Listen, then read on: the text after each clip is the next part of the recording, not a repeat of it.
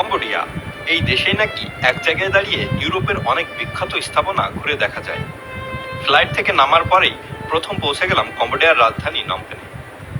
আর শহরটা ঘুরতে ঘুরতে এবার চলে এলাম এমন এক জায়গা যেটা প্রথম দেখায় আপনাকে কিছুটা বিভ্রান্ত করতেই পারে, কারণ জায়গাটির নাম পিএইচ ইউরোপ হার্ট। প্রবেশ করার পরই মনে হবে আমি কি সত্যি কম্বোডিয়ায় আছি নাকি ইউরোপের কোনো শহরে চলে এসেছি। এখানে ইউরোপের বিখ্যাত স্থাপত্যের আদলে তৈরি করা হয়েছে বেশ কিছু ল্যান্ডমার্ক।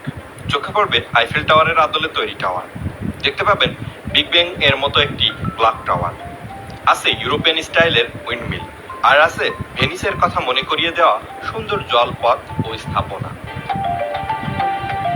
সবকিছু একসঙ্গে দেখতে দেখতে মনে হবে এক জায়গায় যেন ছোট্ট একটা ইউরোপ তৈরি হয়েছে।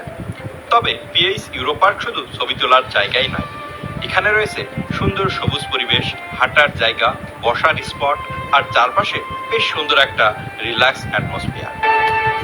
বিশেষ করে বিকেলের দিকে এখানে এলে পরিবেশটা আরো সুন্দর লাগে।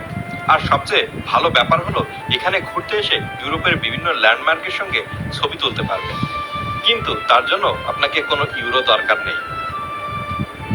কম্বোডিয়া এসে যদি নমপেনের একটু ভিন্ন ধরনের জায়গা দেখতে চান তাহলে পিএইচ ইউরো পার্ক আপনার তালিকায় রাখতে পারেন।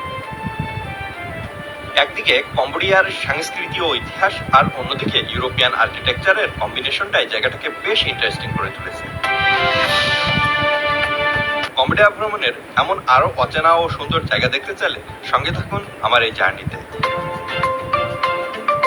ইউরো পার্কের এই সুন্দর মোমেন্টগুলো দেখতে দেখতে আপনি যদি ক্লান্ত হয়ে যান তাহলে সন্ধ্যার দিকে এসে রিভার সাইডে বসতে পারেন, অথবা এই বোট রাইড করতে পারেন।